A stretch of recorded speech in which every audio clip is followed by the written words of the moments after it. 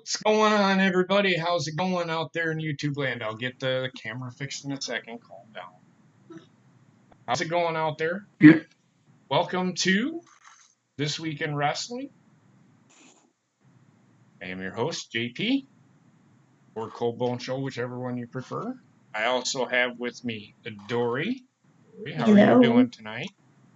I'm good. You ready to talk some wrestling? Wrestling. We're gonna shit all over Bray Wyatt. I'm just kidding. No. I also That's have the new with segment that we should. I also have Trek, who just won't let me introduce him. So, Trek, how's it going? Good, man. How are you? Good. Fix your fucking Skype.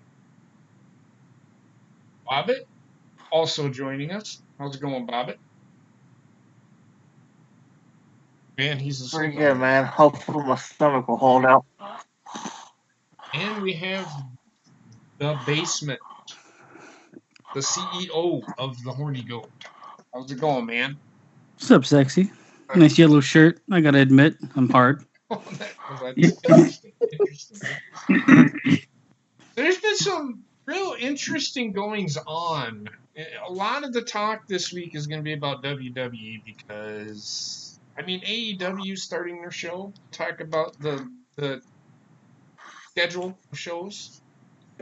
But let's talk about WWE and them moving to Fox. Now, there are some cable providers out there that are dropping Fox. Cable providers, satellite dishes, streaming services are dropping Fox. My question to you guys is, do you think they're dropping Fox because they could pay WWE $1 billion over the next 5 years, but they can't give the streaming services or the cable companies what they want? I don't know exactly. So you're saying that cable packages are not going to include what exactly are you saying? So it's pretty much just Dish, Sling, and there's even talk of Hulu Live. There's right? Dish, Sling, Hulu Live, AT&T Uverse, and a couple of others. DirecTV. Comcast is dropping Fox. Again, so what it is they are they have a contract. Fox has a contract, and now the cable companies. And I'm asking the question: do you think it's because the cable or because Fox was able to pay WWE $1 billion over the next 5 years that the cable companies are asking, hey, we've asked for this amount of money, which isn't close to $200 million over a year. But do you think that they're dropping dropping Fox as a bargaining tool to get more money? I don't think it's strictly to do with the WWE contract. It might actually just be what Fox is actually doing in terms of rating wise and what shows they have out there and shit like that. Because I don't know, man. Fox is what do they actually have outside of sports and stuff? But other than sports, what programming do they have? They have The Simpsons. They have American Dad. They have Family Guy. What else they got? I don't. The Masked Singer. Yeah, the what? And they have the Masked Singer. Okay, yeah. so Masked there you Singer. go. They have a lot of highly rated shows on. I don't know. When you say Family Guy, American Dad, and Simpsons, those are shows that people can find elsewhere now as well, even though they do premiere on Fox. I think most people aren't concerned with watching the newest Family Guy or the newest Simpsons. It's I can fucking watch the old ones and they're usually better or just the same. Mm-hmm. Well, they're on syndication on other channels. Up here, they're on MTV, they're on Much Music, they're on FX. They're in syndication here. Oh. But on different channels. Here's what's going on other channels. Here's what's actually going on with this. As somebody who has DirecTV has been dealing with this shit all fucking year for what it seems like. What it is, The two sides can't come to agreement, so they have to drop the channels. Unfortunately, it sucks, but it's just the way that it is. So it's not one side's being greedy or petty. It's just they can't come to a terms to a new deal to keep the channel on the air. Okay, but don't you all find it a little not suspicious or It's kind of coincidental kind of it's happening. coincidental that WWE is debuting on Fox next week and Fox is being dropped by all these cable channels because, as we all know, Fox paid $200 million over the next 5 years just to have WWE on their channel. Well, it might be like coincidental, but you also have to think for all these other providers, it has to kind of work out so that their contract came to an end at the same time. Mm-hmm. It's not like they're dropping them Right. for any other reason but not renewing them. Yeah. You know what I mean? Like there is coincidence behind it, and I can see what you're saying, and it's like that probably factored into it somewhere where they're like, well, if you're gonna give this fucking huge sum to them, and you're not willing to give us a little bit above the fucking norm, then we can't continue. Mhm. Yeah. And I mean, it's just a question. I found it auspicious. I find it.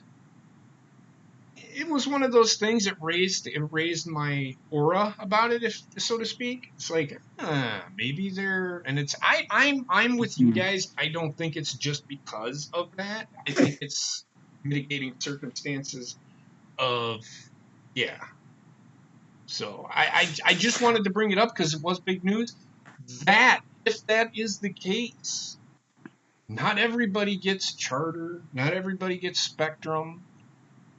I don't know about Time Warner. I don't know if Time Warner's in that as well. I don't know if Optimum's in there because that's a big one for New York. Okay, so if that is the case, their ratings, viewership ratings, are gonna hurt. It's gonna hurt the viewership rate. Yeah. A little bit. Exactly. If that's the case, but I ultimately see them Fox caving, because they have been able to fork out a lot of fucking money. They'll be able to fork out money to these satellite, as long as it's not some egregious fucking amount of money. I mean, Fox has got to make some money. I mean, Jesus Christ. They don't need the exposure that the other things are going to give them, so it's really just about the money at the end. Yeah. Do you think you could see WWE stepping in to help out somehow? No. No. Why should WWE step in and help out? WWE won't in any way do that. Why? But why would they? Why if should Fox asked them to, like, it's their big premiere coming up next Friday, so I could see them jumping in, like, WWE is using Fox more than Fox is going to use so. WWE. But here's the they work thing. together that way. Here's the thing, Trey. They've already paid them their $1 billion. Mm-hmm. Why should WWE help Fox out? I mean, yeah, I can understand that. I can understand what you're saying, but they did do it. They are doing a campaign to fucking get Fox back, but they're like, Fox they don't want to fork out that money. That's the issue. Yeah, that's the issue. And my thing is, if you can fork out $1 billion to a wrestling company and put it on your show with this fucking garbage as the fucking product has been, I think you could probably fork out some money to these providers. Yeah. I'm sure it's more like the providers are asking more than they probably should in light of the deal that was struck up with WWE. Right. It's like, the idea behind it might be, you've got the money, let's make it work. But at the same time, the provider is going to lose out on content, which is going to hurt them way more. Fox has the upper hand in all these negotiations. Yeah, that they do, because we're talking football on Sundays and Saturdays and Sundays. They don't do hockey. That's NBC. And World Series coming up. And the World Series coming up. So I can see both sides. I can understand why providers are like, hey, come on, give us a little bit of the A little taste of the fucking money. I think he can probably go over a little bit, but I can also see Fox's side. Like, why should we? You need us more than we need you, kind of thing. Yeah, they're in a position of power for sure, so it doesn't make sense for them to haggle back and forth. At some point in time, they're probably like, well, we've got to invest in so many people working on this deal. Might as well just fucking say, this is our terms, take it or leave it. And if they leave it, they'll skin off our back, you know? Right. I did hear that since Disney owns Fox, that they may be about to shut down Simpsons. This may be last season. I think that Disney feels... I heard Does Homer Simpson wrestle? No, he has. He has, yeah. One of the big series, so they've already said they feel they can make more money in syndication with that than first run. I don't care about fucking. It's time the Simpsons ended anyway. But yeah, let's get back on track with wrestling. Jesus I guess Christ. Stop talking about talking about the fucking Simpsons. I don't give a shit. Talking about Fox for half the fucking thing. Right. I just wanted to touch on it, and it is wrestling related because WWE's going to Fox this Friday. This next Friday they start. What do you think about this Friday time slot? They did it once before, but it was on USA. On Fox, there's nothing on. And people usually stay home on Fridays. So I think I think it'll do okay. Well, there's not really much else on TV to compete with on Friday nights, right? Like, what else is on Fridays? So, what's WWE's target demographic? Well, they're going back to the 18 to 34. Yeah, because if they're trying to target the teenagers and the preteens, then going on Friday is not a good idea. Right. No, I think they're probably going to target the older, maybe the 25 to 34. But they'll hit some 22 to 34. The only thing that they'll miss out on is around here is high school football on Fridays, which is only 9 weeks long. So they aren't gonna. And then when it gets cold, like in here, people just stay indoors. Are they doing a? Go ahead. Are they doing a replay of it like the next day on Fox? Like, are they doing any replays of SmackDown? Fox is one of those companies where they don't do replays unless it's syndication. Because I know, like, up here right now, Raw and SmackDown are on like 3 times within 1 week. Not here. They only not here either. Nope. It replays on Hulu the next day, but that's about it. Well, that's another one of those Hulu Live. So if you have Hulu Live, they may not have Fox. No, I just have the regular Hulu where it gets put up the next day. But we're just saying in general. Hulu may drop Fox, so you may not. Right. You may. Oh, actually, Hulu is dropping SmackDown, from what I heard. I'm just wondering if they know like Friday nights aren't going to be good for a certain demographic, if they're just maybe going to do a replay later on in the week, like before they show Renee's show on Tuesdays. Not here. They don't. The only time they may do that is if it's. I think the only time they're gonna show it at a different time is when they're preempting different worlds. So that's the one and only time. If they're preempted. What if they do a replay, but on like one of the other Fox channels? Because that's what they kind of did. Like it's like we would get SmackDown or Raw or whatever it is, and then like literally at like 1 a.m. or 11 or something, they'd replay it again. But it would be like just for people, I guess, that missed it, because I guess they can't fill the time slots. I did not hear anything about that. There's nothing specified in that, so I don't know. They don't talk about replays here in the United States at all. So if they do, you won't know about it unless you it's on. They won't mention it. And we all understand that WWE's demographic is from fucking birth to death, but they do still have a target demographic that they kind of gear their show towards. So it being on Friday, I mean, for any like teenagers and stuff, even young adults, they're gonna go out on Friday night. But the kids, though, if you're trying to get kids, it's Friday night. They don't have school the next day. You're more likely to let them watch. Please, God, now, if it gets any more kiddie, I'm gonna fucking eat my own dick.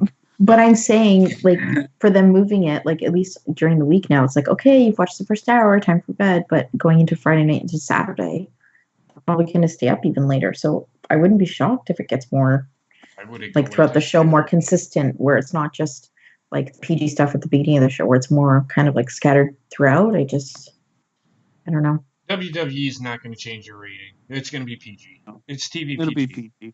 They'll push the limits on the PG. When they do push the limits on PG, it's usually the last 2 hours of Raw, for example, right? It's never the first hour. Fuck didn't push the limits of first hour on fucking Raw when they pushed the limits of me cutting my fucking wrists. when they had the fucking Braun Strowman Bobby Lashley fucking incident, they went all out with that one. So I don't think they're just PG. You can swear during PG, and it doesn't matter what time it is. Yeah. Hell, in movies, you get one fuck in a PG movie. Apparently, well, you can say shit on exactly. TV now. You can say shit on TV now, so it's not. Yeah. It's not like oh my god, South Park for that. Shit on live TV. Well, because you can say shit on live TV. I've heard it. And you should be able to. Fucking Wendy's heard every cuss word in the world, and she's not even a year old. She heard him last night too.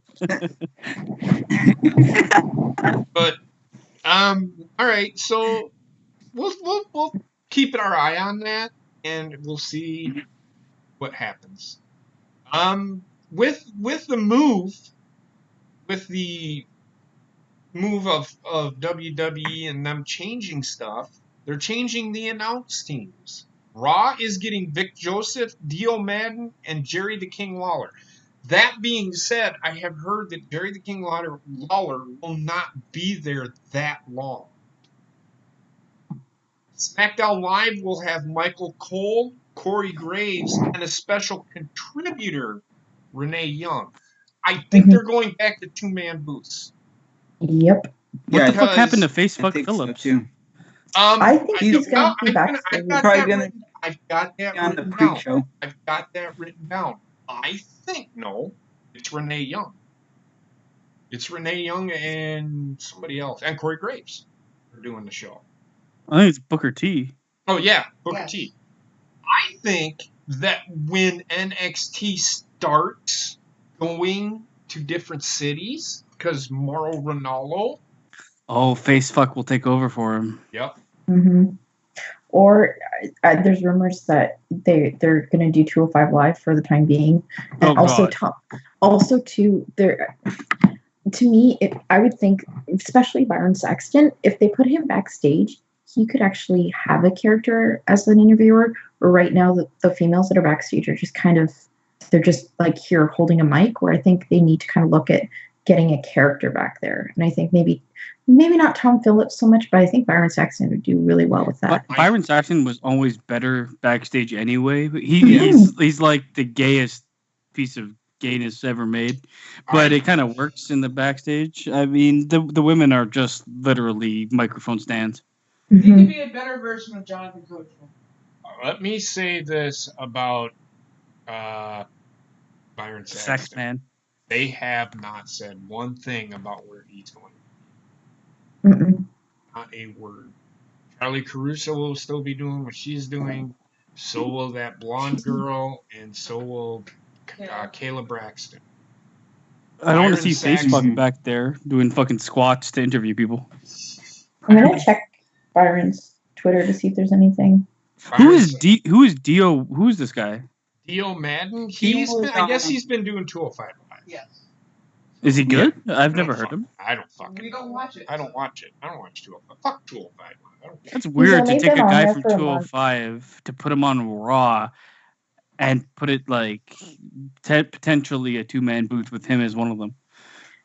But that's the only way you're going to develop new people. Like, you can't keep depending on the same couple of people to do all the shows. Yeah, but you don't put I get what you're saying, Dory, but here's the thing: you don't just put somebody you've never heard of on fucking Raw. Everybody's gonna be like, "Who's this fucking guy?" You know, the casuals are gonna be like, "Who's But this fucking guy?" that's why Jerry the King Lawler's there. For now, yeah. But who else is on Raw? Vic Joseph. He's That's really good. I like such a him. weird choice to put Vic Joseph and a guy that's like relatively Good. new. Well, they used Vic Joseph to take Corey Graves' place when he went on vacation on SmackDown. So. And they use Vic Joseph. I guess he does 205 Live as well. Yep. Okay, so here's what Sean Sapp is saying. Tom Phillips will be now a producer for the company. Yo. And I think Michael Cole. I think he's leaving. No, What he's in not the leaving. fuck? Not leaving, but transition to the backstage Why is role. Michael Cole not doing If you that? want. Tom Phillips is on SmackDown. It makes no I think sense. Tom Phillips is actually producing wrestling. I don't think Yeah. Maybe he wanted to. Michael Cole is in charge of announcers. So he'll be the one in the ear of someday, hopefully. Maybe Tom Phillips didn't want to do announcing anymore, which is odd to me because he was one of the better ones. I agree. But whatever. I mean, the thing is too, like, you can say what you want, but announcing really has a strong part in what you're seeing on television. Like, they're the people calling the action and telling the storyline that sometimes can't be told in the ring. I don't know if what they're doing is the right move, but only time will tell. Because Vic Joseph is fine. I could hear him and be like, "Who the fuck is that?" I don't really care. He kind of like blends into the background. I don't know who Dio Madden is at all. I've never heard him. And on the other side, I'm glad to see Renee is fucking getting exiled into something else. Well, she's going to be running the show on FS1. That's a better position for her. She'll be a special contributor, so she'll probably be like, you know how they do during football games, sideline reporter. Yeah, that's what she'll be. She'll probably also host the pre-shows again. They don't do pre-shows. There is no pre-show. At least I have not heard. Pay-per-view? No. I meant for pay-per-views. Oh, for the pay-per-views? Oh, yeah. She's just special contributor for. Oh, she'll be on that fucking 4-5 person panel that talk. Maybe they haven't said. I'm sure she will because they've had she's much better than Lita or any of the other people they have on there every now and then. It's just I prefer her in this role than being a play-by-play or fucking dad jokes out the asshole. I don't know. The last couple weeks though, her and Corey Graves have a pretty good rapport back and forth. They it's a hate relationship. I understand the banter back and forth, but when a match is going on, all I hear from fucking Renee is ooh, ah, ee. That's it. It just makes me want to fucking. Hey guys, I'm gonna hop off. My stomach's acting up. Okay, all right, man. Have a good night. Feel better. Feel better, man. I'm not. Thanks, guys. Night. I am not a fan of Renee Young. Banter between her and Corey Graves, I can't listen. I can only listen to it for. But that's people telling her what to say. That's not her just having free reign. I understand that. But I don't think she could. No one's telling her to say ooh and ah. No. There's anytime there's information that needs to be told, that's somebody's telling. Oh, well, you might want to promote the network now. Renee, now's the time. Say ooh. Say ooh. I can just picture Vince going, "Go, ooh, yeah, that's good shit." Corey Graves is the best of the announcers, but he only works when he has a straight edge person with him. Yeah. Michael Cole is dead inside, so get him off of the fucking commentary team. Right. So that being said, as I've said before, CM Punk, or not, I'm sorry. Rephrase that. Renee Young will be doing the FS1 show, and I can't remember the name of it, and I really don't care. I wrote it down there. No, you didn't. WWE Backstage.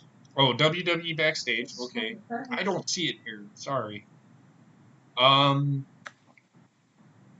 being said, apparently CM Punk was seen backstage doing screen tests with Renee Young. I don't know if this is going to happen, I don't care. I just don't want him fucking. I can't stand his wrestling. He's not that good. Is this gonna be like Talking Smack, or like what the fuck is this thing gonna be? Not. I hope not.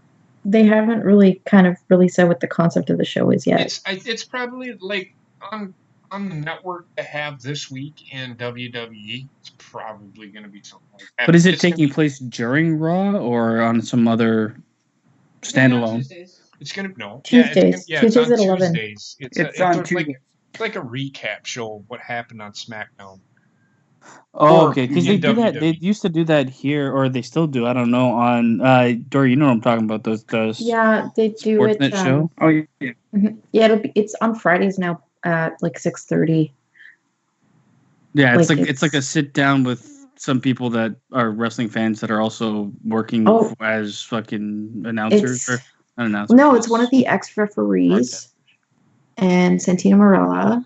I'm trying to remember what the ref is, but yeah, they do it, and they do it like as a recap after Raw and also after before Raw and before SmackDown every week. Aftermath. Jimmy Corderas. Yeah, So, Jimmy Corderas. I'm gonna say Renee Young is a good choice for it. Booker T, I don't know about that. Yeah, but apparently CM Shucky Punk ducky. was doing screen tests with Renee Young, so they might. I don't know. He might be like a special guest for the first time they launch to get viewership for it. That's what I think. There's no way he's gonna be there permanently. No, I don't see him coming back to WWE. Because this show on FS1, WWE does not own it. Fox does. Yep. So Fox is running this. It's not WWE. So this might be how they get CM Punk to show up with a WWE contributor or whatever.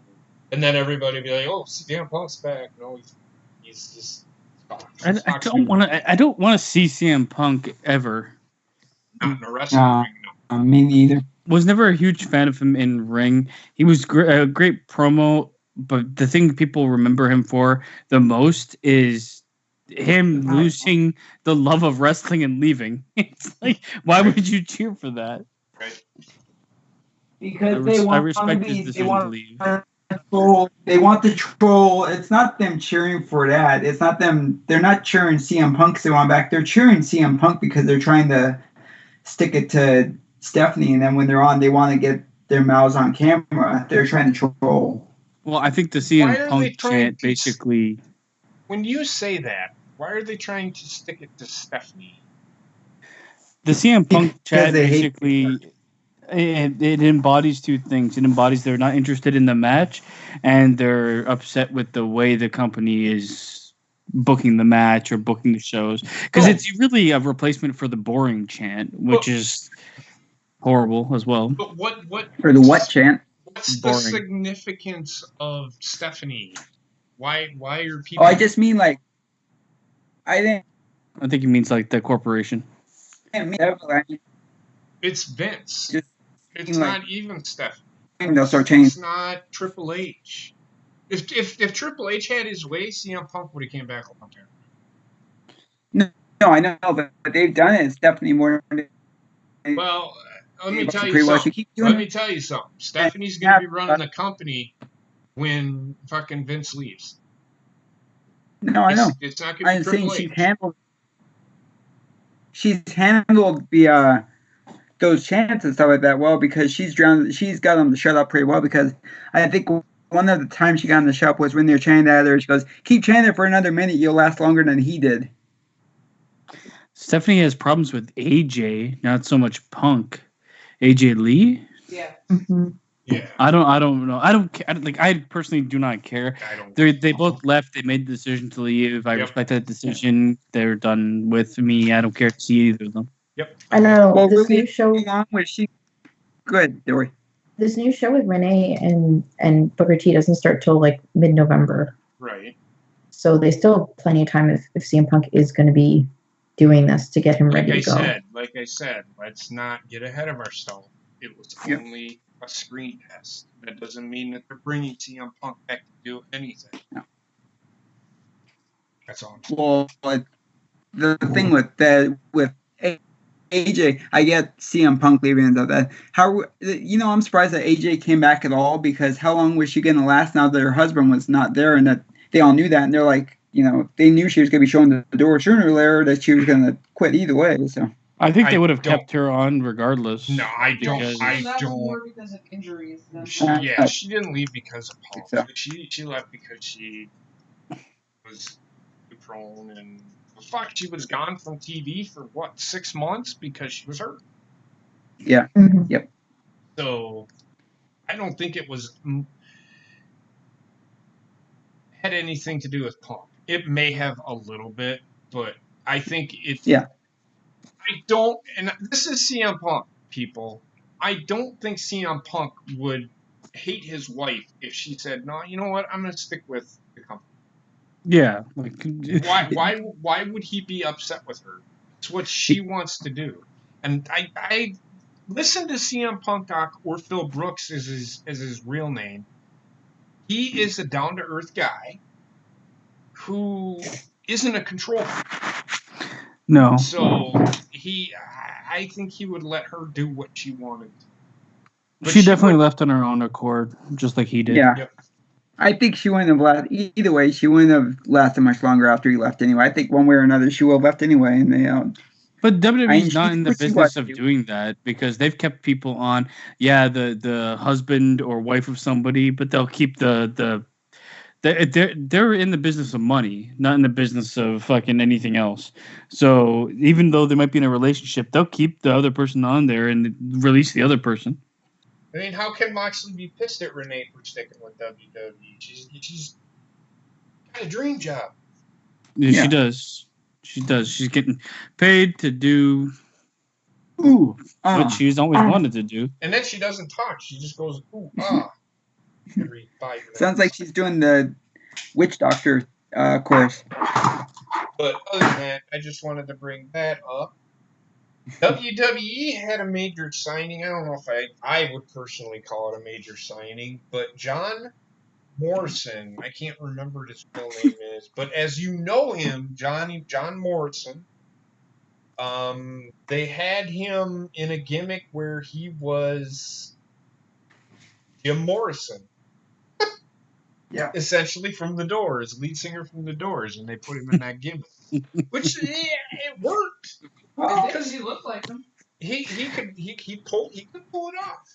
He just he couldn't pull off the stoner part of it. But wasn't he like a reality TV contestant or a WWE reality TV shit? I don't know if he was reality TV, but they were big on YouTube, I think. Or no. No, Miz came from the real world. I don't remember where Morrison came from. Morrison came from wrestling. He didn't Tough come Enough. From a reality Wasn't it Tough Enough that he won? Yeah, that's what I think. I think maybe. I don't know. I think it was the third. I think it was third season. Tough Enough. He was in like the first season, or no, third season, whatever. I don't know. Third. I can't remember when the fuck this shit happened. But I know he was in one of them, and they liked him enough. And I agree with you, JP. I don't think he's like this huge superstar signing. He's to me peak level Intercontinental Champion. Yep. I don't know. It feels like when they brought back Cassius Ohno. Like, it was like, oh yeah, okay, he's finally in WWE. It's like, eh. Well, Cassius Ohno doesn't have I don't think he ever, for me at least, he's never had the same notoriety that Johnny Morrison has had. Like, he's gone to other companies and been top billing. I think don't know if Cassius Ohno is a bigger star than Cassius Ohno. I agree, but it's also like, how old is he now? He's almost 40 years old or something. I think he's 39. Yeah, he's somewhere in there. Yeah, but AJ's what, 40? Yeah, but AJ Styles is a fucking god compared to Johnny Morrison. Like, AJ Styles is like, the guy is just a gift to wrestling fans. Where Johnny Morrison, literally, he flops around in the ring, and I don't think he could kill a mosquito. His finisher is a split-legged pile drive myself while I'm doing a triple sow cow on my opponent. He's the heavyweight version of Rey Mysterio. Too much cookie shit. It's not just I don't mind flippy shit. I hate non-impactful movesets, which is why I don't like the Miz. He's I all don't like Rey gimmick. Mysterio. He's all He gimmick, and is I'm all okay with that. I'm okay with it too, but it has its place, and I think they're going to use him as like an enhancement talent with like the upside of him maybe having a couple feuds for a belt or something. I think they're going to repackage with the Miz. Please God, no. Why do you say Please. that like you're mad? Tag team again. They had tremendous success with that tag team. I think they'll go. I think they're going to put them back. Putting the Miz in the tag team is detrimental to the Miz right now, unless they want to build a tag team division, which it's proven that they can't do. So losing the Shane McMahon was detrimental to the Miz. No, I don't think so. The Miz is one of those guys that like win-loss records doesn't matter so much because he's that good on the mic. Yep. He's more of a situational talent where you pull out and pushes how you want. He's also unfortunately not good enough in the ring to ever be, in my mind, world champion again. Right. Yep. Plus, isn't he leaving for his baby being born or something? No. Yep. Yep. He was born Sunday, taking off any time. Okay. Like he's still on the road. Before we move on, I actually am gonna recap. We're gonna recap NXT. You watched NXT? Everybody here? Yes. Yep. If I miss anything, because actually I was actually on the last. I seen the first hour. I wasn't intently watched the first hour. I missed some of the second hour. Heather got some stuff now, but again, we were doing another show, but we had Wendy, who was just a pain in the tuchus a couple of days. So NXT this week, I'm going to say it, I think was better than last week. And Keith Lee versus Dominic Dijakovic opened Wednesday night, and my God, was that a good start to the show? The pace of the show, and these are two super heavyweights that are doing what Keith Lee can do. I don't mind. Yes, he did a 360, but he doesn't showcase flippy shit. He's not just doing flippy shit. Okay? What them two did in the middle of that ring, or end on the outside of that ring, was fantastic.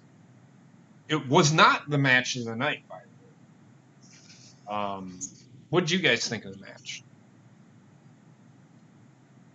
I thought it was pretty solid, and I was just kind of shocked that they opened the show with it. Why would you be shocked that they're opening the show with it? Because before that would have been like second last match of a regular NXT. No. I actually, if you go watch the old Raws on WWE Network, they start off with the main event. Right. They do. But typically NXT doesn't, though. They usually start off with a pretty good hot match. Get the crowd into the flow of things. This match was just to get the crowd going. Because I can tell you right now, Dakota Kai and Tanara Conti wasn't going to fucking do it. No. Because that was the only other match. She did get a huge pop, though. Yeah, well, she just came back from injury. What do you think of the Keith Lee versus Dijakovic match there, Bobbit? Or Basement? Sorry. I thought it was a pretty good match. They went back and forth. They did things in my mind that they probably shouldn't have done. Mm-hmm. But everything looked relatively safe, even though they did it. Right. I don't know, like, if I had to pick one of the two guys that I think should be pushed more heavily, I'm actually going with Keith Lee. I agree. I mean, they're going to push both of them, but I think Keith Lee is legit. He's just like... like his look along with what he can do is just something you have to capitalize on. Mhm. Where Dijakovic or whatever the fuck his name is, You got it right.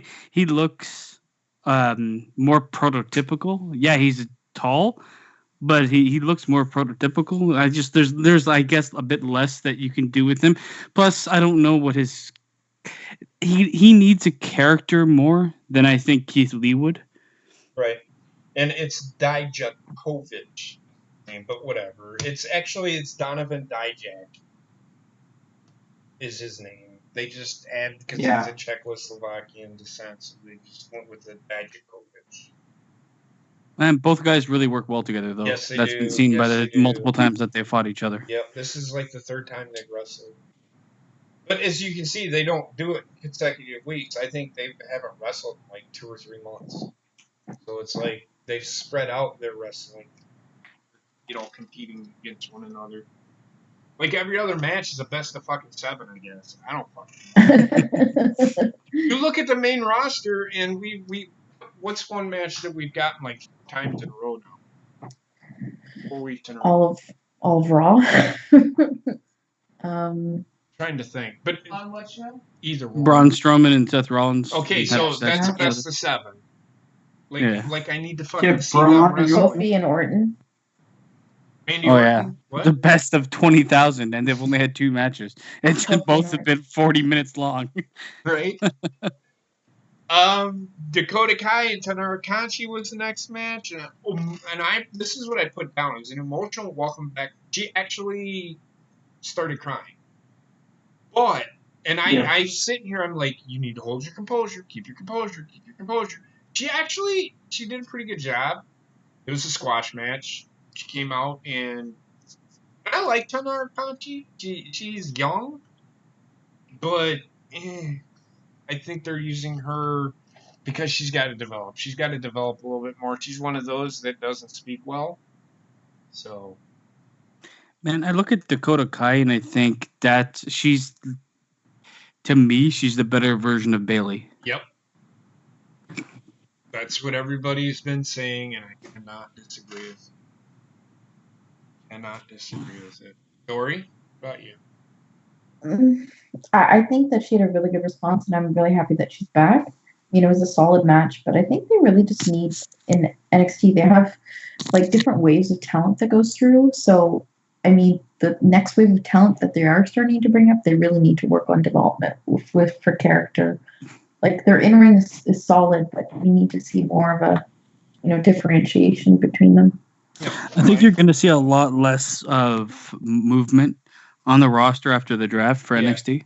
I don't think you're going to see too much movement at all. You might see. I don't even think you'll see. I don't even think they'll call them. I think they're not even going to call developmental anymore.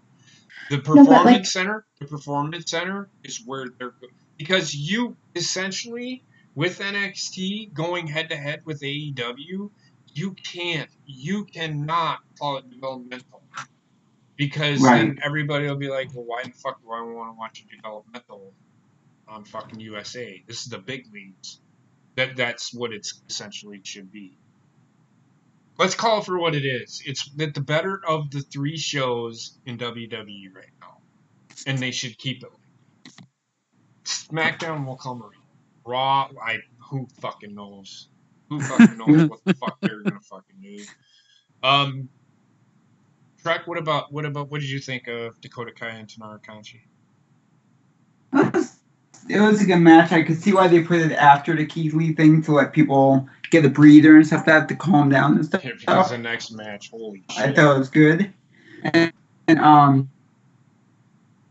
the Keith Lee and Dominic Dijakovic thing, for some reason I see them winning the Dusty Rhodes Classic next year. They aren't going to be a tag team.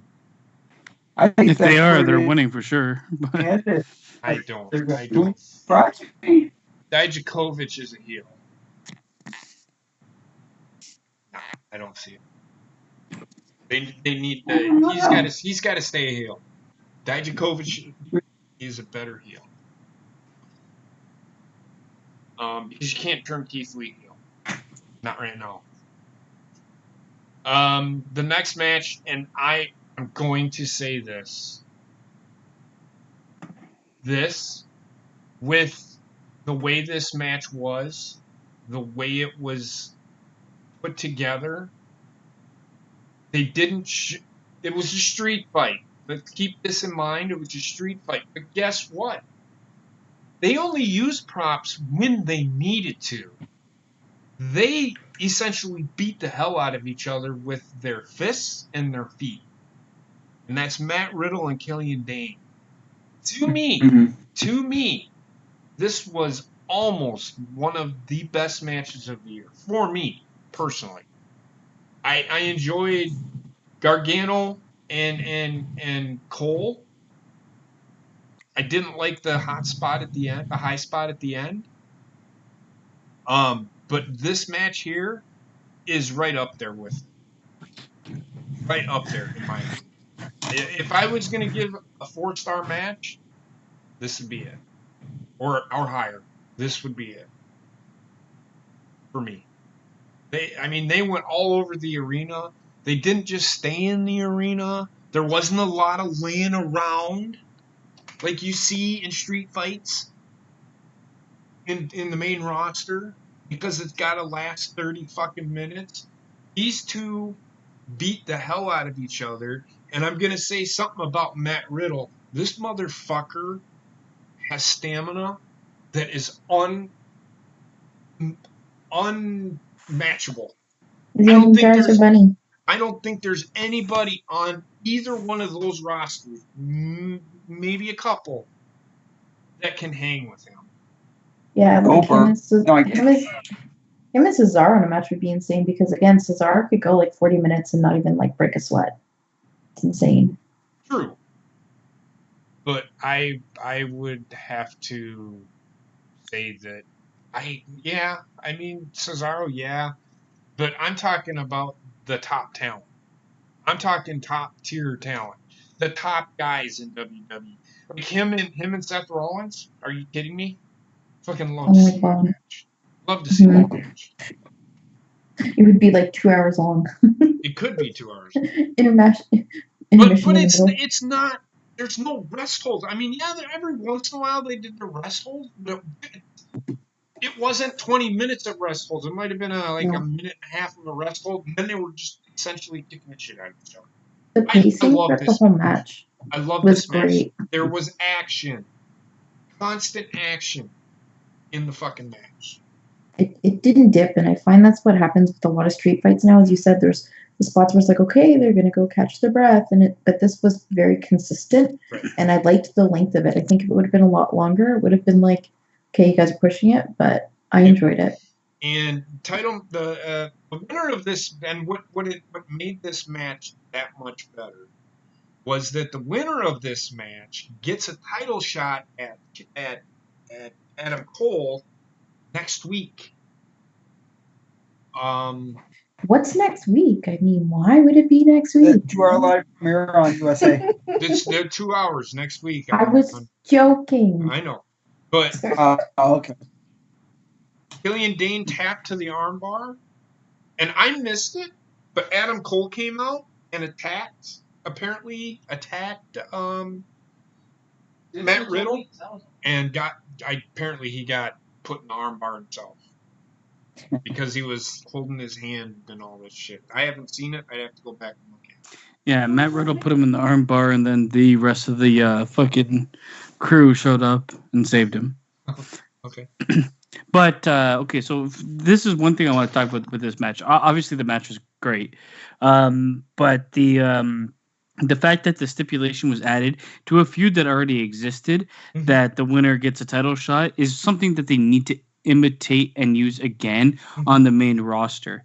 Agreed. Inject a bit of inject some worth into a feud. Yeah, you understand people are fighting each other, but then you add that one extra piece. Now you've created a storyline from a storyline, and now it makes the title mean that much more. Yep. I cannot disagree with that.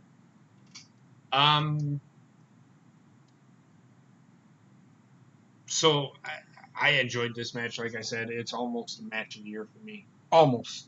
Almost. Adam Cole and Johnny Gargano was still better, but not by a lot. Trek, what about you? I want to see Matt Riddle and Goldberg for 45 minutes. You're not going to say anything legitimate. Shut the fuck up. I want to see Goldberg versus Rey Mysterio. No, I thought that Goldberg versus the Locker. We saw that already. No, and complaining. We were kind of. I know Gina and I last week were kind of like, why did they do that stupid smudge finish or whatever it was? But now it make, like you said, it's to carry it over for another week, and I'm so glad that they did because the match was freaking badass. Well, I mean, they set the precedent. This is why they were doing it, and they said it last week. If you weren't paying attention, William Regal actually said why they were doing it. So that's the thing. If you like long-term booking, this is like as close as you're probably going to get to it. It's where you might have to sacrifice the moment for the story. Right. And WWE hardly ever does that. They'll never sacrifice the moment because capitalize on it now. Right. People are goldfish. Yep. I'll be right back. I just have to go to the bathroom. The next match, and I didn't. Rhea Ripley versus Kaden Carter. Rhea Ripley ended up winning. I watched her do a drop kick. I did catch her doing it. Oh my god, this woman has some fucking skill. Rhea Ripley is the real thing. When I saw her in the Young Classic, I was kind of lukewarm on her. But like ever since she's gone through like NXT UK and whatnot, like I really like the transformation she made. But she's pretty solid in the ring. She is. She has it. Me. If it was me, she would have debuted and won the championship. Because Shayna Baszler's had it way too long now. I think they're going to take it off. But I don't like the idea of debuting someone, then losing, then fucking around for a while. It's like there would be so much more of an impact on her character if she came in and beat the best. She didn't lose. I mean, she did, but it was disqualification. So it didn't really ruin her. It made her look strong. I think she's got it as far as women go. I think you could develop her a little bit more. She could go in the ring with anybody on the main roster. I think the only problem though with Rhea Ripley, if she wins the title, is the characters are too similar. Yeah. That it's kind of like, though it switches hands, it's not switching different hands technically. Like you have a character that's this badass. The last character was this badass. You kind of need like a different type of character to go against that. Right. Yeah, I can't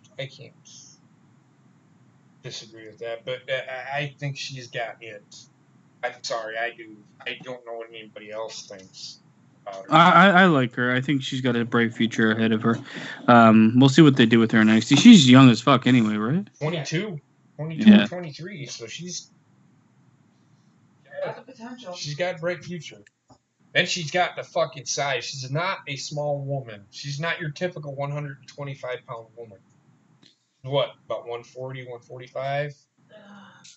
Thing is, I like... You see raw talent in the early 20-year-olds, but I want to see some of these people that we look at and say, oh, they got it, they got this, and they're young. I need to see them be able to tell a proper story in the ring, and that rarely happens with anybody that hasn't been wrestling for like 12 years. Rarely happens with anybody that's like, early 20s. They usually have to be around the 30 mark, and even then some of them don't get it. Like Seth Rollins, for instance. The guy is a maverick in the ring, but at the same time, he sucks at telling a story in the ring. Yeah. Dory? Yeah, I like her. I think we're still talking about Rhea Ripley, right? Yes. Yeah. I do like her, and I like that, they're trying to make her look different. Like she has a different style and everything, but I don't like that, again, they debuted her and she lost so quickly against the champ. Like it just... But she didn't get pinned. That's the thing. People say she loses. She lost by DQ. I just like the idea of like a debut to also hold. You don't need to necessarily like sometimes the debut is the story, not so much debut and then build a story. I don't think she needed a story to be built about her. Right. Man, Shayna Baszler is Luke fucking warm at this point in time. Mm-hmm. Like she's been champion for way too long. They haven't told any actual storyline with her in the last multiple months, except that she's got a bunch of this lanky ass motherfucker that follows her around. Right. Oh. Lorcan and Birch, Daniel Birch. I don't even. They beat some jobbers, I guess. I don't fucking know who they are. That's at the point where I was. I don't even know if they are jobbers. They might be No, like they're on the something NXT else. roster. Yeah, Okay, well, I don't give a they shit they about look like they look like the epitome of jobbers. It's If you the looked it up closest in you're the gonna get. dictionary, you'd see these two assholes. Right. It's the closest you're gonna get in NXT with actual jobbers. Yeah, no. And then what we did see is Deanna and Chelsea Green in the audience. So they're going to be debuting soon. Mm-hmm. If you don't know who Chelsea Green is, that is Zack Ryder's fiance. She's married. good. I like her. She is a very good wrestler. Laurel Van Ness from Impact played the psychopath bride. Wasn't she like half one thing and half the other, like crazy? Yeah, she was a crazy bride. Like fucking Braxton Sutter in Impact left her at the altar. So she fucking, like the Joker, fucking makeup all over her face. I remember, or I know of. She played her part fucking great, but the fucking wrestling just her wrestling is good as her opponent's. But Deanna Purrazzo and her are apparently going to be a team or a faction. Deanna Purrazzo? Isn't that who the fuck is on the main roster? That nobody. What? I don't know. No, there is Mine. no Deanna. Cameron Grimes and Raul Mendoza wrestled. I didn't even watch that match. Basement, you wanna? I was half paying attention at this point in time. It's obvious that they put more effort into the first hour than the second. Mm-hmm. And you can see that the want for viewership on the actual cable provider hurts the second hour hugely. Right, and this is the last time that the second hour will be on the network. It'll actually be on USA. So, and with that, they're actually doing the tag team titles. The Undisputed Era is taking on Street Profits. I hope the Street Profits they just get fucking destroyed and they end up firing them at the end of it. And then Adam Cole is taking on Matt Riddle. Is Velveteen Dream? No, Velveteen Dream and Roderick Strong are not wrestling. And then Candice LeRae is getting a title shot at Shayna Baszler on Wednesday. But you can bet EO is probably going to get involved. Which EO will probably get involved, and EO will probably end up being a triple threat. There's too many storylines going on at once where there's no way the title's going to change hands. No, it doesn't make sense. And that'll make room for Rhea to break back in there. And it could turn into a fatal four-way. Yep, I could see that. Which I don't mind. No. And I think Rhea Ripley will end up winning. That with those 3 names built up against Shayna. You know what? They finally built the women's division close, or almost the same as it was when Charlotte, Sasha, Becky, and fucking Bayley were there. Right. It's getting close back to the talent level. Mm-hmm. Mm-hmm. But they took a hit when all of them left. It's like, holy fuck. Yeah, you gotta have like the bench ready to replace, right? And that's what I was talking about before. Like where you have your top guys in NXT right now, but you gotta make sure that you have like the replacements for them ready to go to step into those new roles. Like if you're the US champ, get ready to be the NXT champ. Like I feel like they go through these waves of, okay, we're gonna do a bunch of call-ups, but then they don't have anybody to replace them who has that star power. I don't think they're gonna do it anymore, but I understand what you're saying. Like, it used to be a like clean sweep of talent leaving, and then a good 3 months of just building talent. Yeah. Mm-hmm. But with a 2-hour show now, I think they'll have more of an opportunity to let people have airtime who aren't at the very, very top. So I think that'll help. Not only that, I think it's going to come down to it that when it's time to change up the rosters again, it's going to be all 3 brands involved. I don't know if they do a brand split like this. NXT, what would NXT be like? Would they be drafting then, or would they get like every third pick or something? I think that's just going to be a Raw and SmackDown thing. I really think do. so too. We don't like you. You're being shipped out to NXT. I think in the future though, it could be a three brand split and then actually do a draft. As long as they treat NXT in the next couple of years like an actual I guess unequal playing field than they have in the past. I think that they're gonna not. I don't. And I know Dory just said it again. They're gonna send him down to NXT. I don't think that's gonna be considered a developmental anymore because it's on USA. Why would you say, well, we're gonna have developmental on USA? If it was still gonna be a developmental brand, they would have left it on the network and just left it on the network. I think they're making this one of their main shows.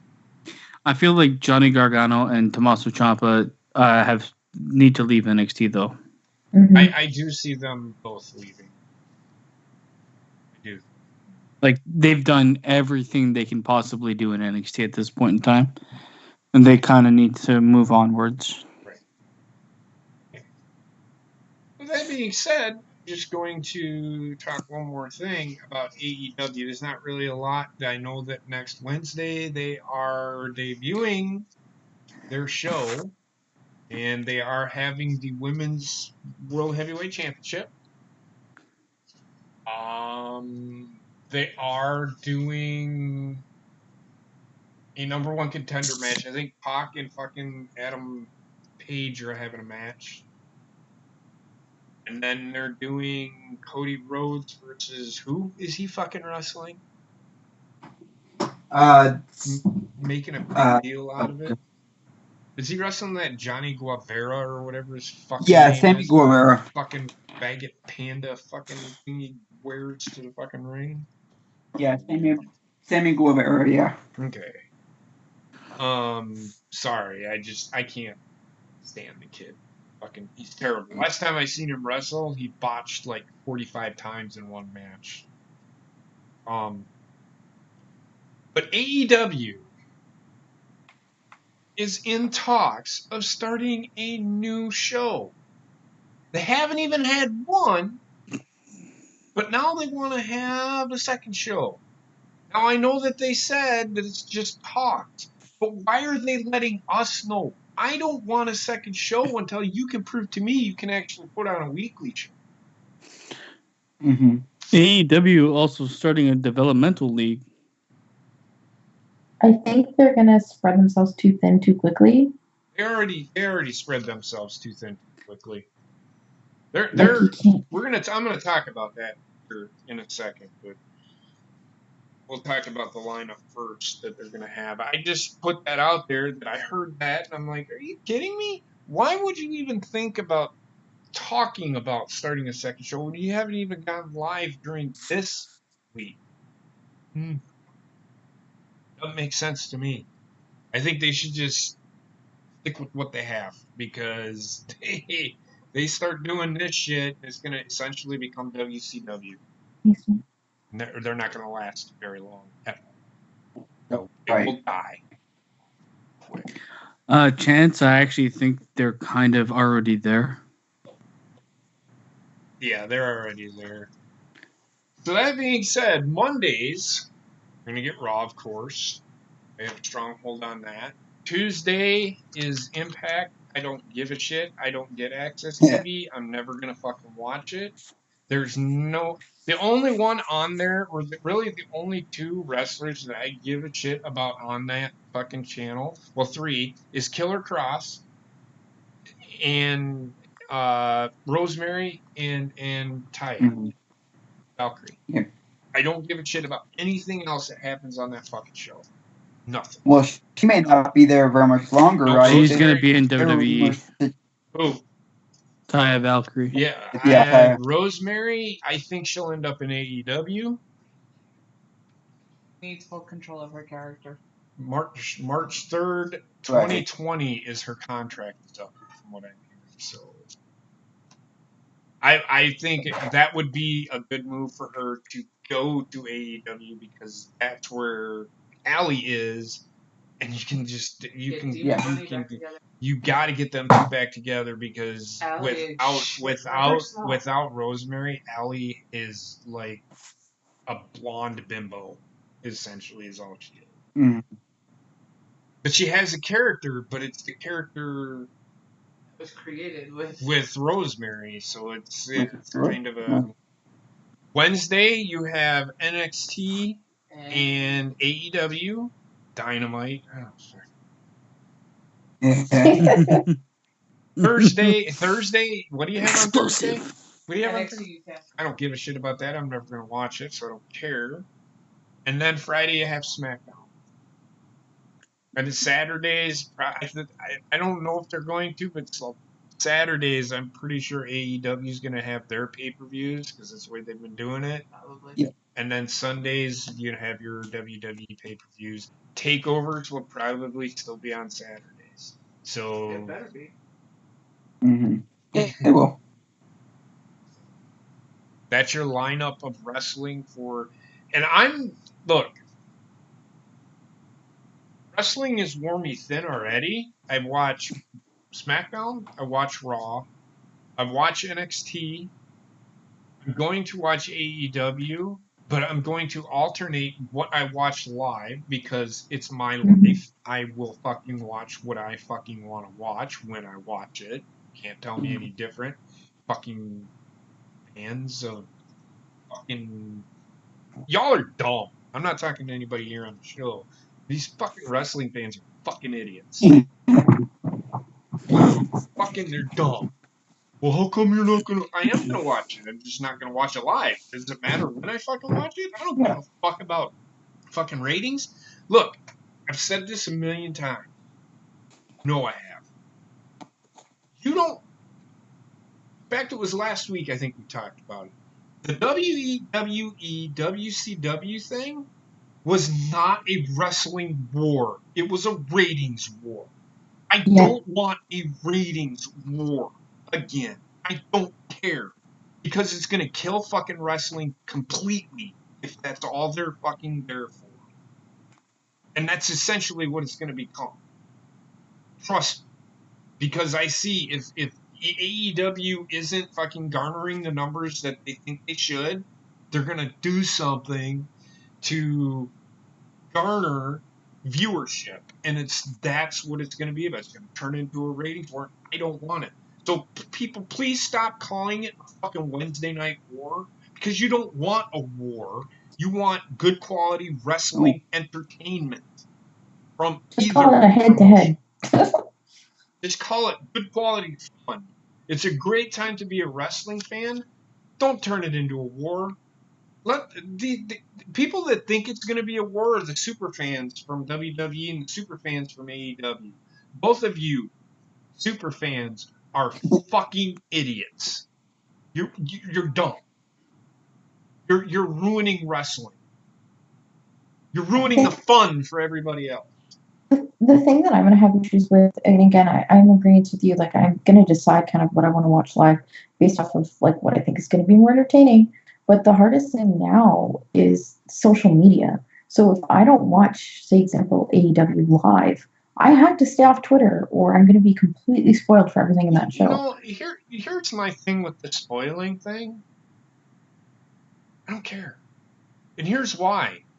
If something happens, and it all comes back to the McFoley thing. Remember when Tony Schiavone got on there and said, you don't want to turn the channel over to fucking WWE because they put the title on McFoley.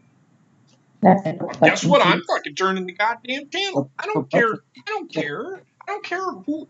If somebody was to, Chris Jericho loses the title to fucking Adam Hangman Page at the fucking first show, and I'm watching NXT, I'm not going to change the channel. I can DVR it, watch it later. I don't care about splits. Spoilers don't ruin things. It doesn't. I mean, to each his own. I just don't understand why people get all up in arms over spoilers. It's kind of funny to me. Time for some I saw this one thing online. Somebody's like, "This is how I'm gonna watch wrestling," and they literally had one TV mounted on the wall and one on a stand, and they were just one on top of the other. It's like bunk bed TVs. Right. I'm like, I don't think I need to go that extreme. Right. But the real thing that I want to rant on, it's not really a rant. It's the observation that I see. Back in 1998, 1999, and for wrestling memories, we're actually watching. We're getting to them. That time in wrestling, that's what we're doing. We're essentially doing the Monday Night Wars. That you can call a war because that's what it was. It actually is a ratings war. You get what I'm saying. There was 10 million to 11 million people. Let's just say that 10 million, 11 million people are still not. You got to remember the ratings that WWE gets. This is why I don't think they care about ratings. We're only getting the ratings for what happens in the United States. We don't get the ratings for China or England or Japan or Russia or India or whatever country they're watching TV. Their rating system, I guarantee you that WWE still has 10 million, 11 million people watching. Guarantee it. I guarantee it. Because that's worldwide. It's a worldwide company. So everybody can watch WWE. It's just how. I don't know how they do their ratings. We got 1 million people. The thing is, wrestling fans, today's wrestling fans, an observation, and this isn't just an observation of wrestling, this is an observation of anything. The attention span of people is so minuscule that if something doesn't hit right away, or if they don't give you the answer to the question like right away, essentially is what I'm getting at, then people aren't going to watch it. Mm-hmm. People want solutions. They want the solution before they actually receive the question or the problem. Does that make sense? Yeah, they want instant gratification. There you go. The instant gratification. They do, or they want access to it, which is why like binge watching shit has become so huge. Yep. Because you might not have what you need, but you have the means to get what you need. Instead, with wrestling, it's a weekly program. You gotta wait. And binging wrestling would not be really what I would call great. It is going to be really hard, and I don't care. You can sit here and argue with me about this. The way I see it, it is going to be really hard to see the numbers increase in wrestling viewership for WWE. You'll see a little bit because they're going over to a bigger network. AEW is going to have a really hard time gaining viewership for this simple reason alone. What was on TNT before AEW? Or what has been on TV before AEW? What does TNT put out as Stop rephrasing the question so we can answer you. I'm confused. Right. Well, then fucking answer it. Syndicated replays. Okay, and what else? Animal Kingdom or whatever that. And what else? Thing is. What else? Sports. One sport. It's not sports. It's one sport. Basketball. Okay. So basketball is a big sport for TNT. It's their ratings grabber. And I don't know, I don't watch the NBA that often, but I think they were on Wednesdays on TNT for a long time. If they put basketball on TNT for years, that basketball person is going to turn on the TV and they're going to see wrestling. They're going to change the channel because they don't want to watch wrestling. They want to watch basketball. That's going to be the issue with AEW growing in audience. Right immediately. It's going to be hard for them. You can put out the greatest content, and I see this. You can put out the greatest content, and I still don't see them gaining viewership. What wrestling is what you're going to get. You can put out the greatest content. The viewership that wrestling gets is at its pinnacle. It had its pinnacle in the United States in 1999, 2000, when there's 11 million people watching in the United States. I don't see that ever even coming close. I don't see wrestling growing any more than what it is. It is what it is. Even back then, like people who weren't wrestling fans knew what was happening in wrestling. Like how many people would reference like the Stone Cold and Rock's like sayings, like it's crazy. But nowadays, like people don't have any idea about anything. Do you want to know why I'm saying that? Stone Cold was on Raw 2 weeks ago. How much did the needle move? Barely at all. Not very much. No, that well is dried up for WWE. They need to realize that you can't. The nostalgia well is fucking I'm not empty. even talking nostalgia. Just the name of Stone Cold. Stone Cold's going to be on WWE Raw. You would think that some of those people that watched Stone Cold during that time would turn the channel over. Didn't even. But it's the thing is, a lot of them have far removed themselves from the product, and the name alone isn't going to get you back there. It's not the name; it's what they used to do, and this is why I worry that AEW will fail, because the best thing going on AEW television, the most memorable thing, is a WWE wrestler from the 1990s. Yeah.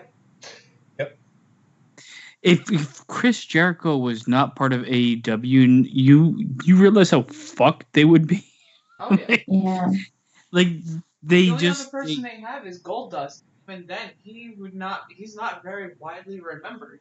Okay, Goldust would not be anybody. Goldust, yeah. I would say that like if and when Chris Jericho walks away, I don't know what if Chris Jericho was to get injured. Think about that. Think how fucked that company is. What's going to happen when Chris Jericho goes off on his tour? Band or his cruise? Hopefully that doesn't happen for the first 6 months. Actually, I think in January he starts a tour.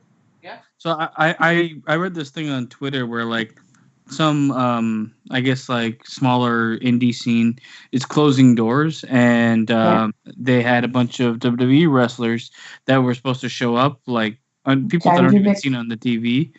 I don't even think it was him. I don't even know, but like it's all the names I've never heard of before, and WWE pulled all those wrestlers from that event, and they're like, well, we sold flyers and shit like that, and now we can't get our money back and whatever. And someone reached out and said, AEW, help. And Cody Rhodes is like, well, I'll see what I can do. Yeah. What? This is my rant about that right here.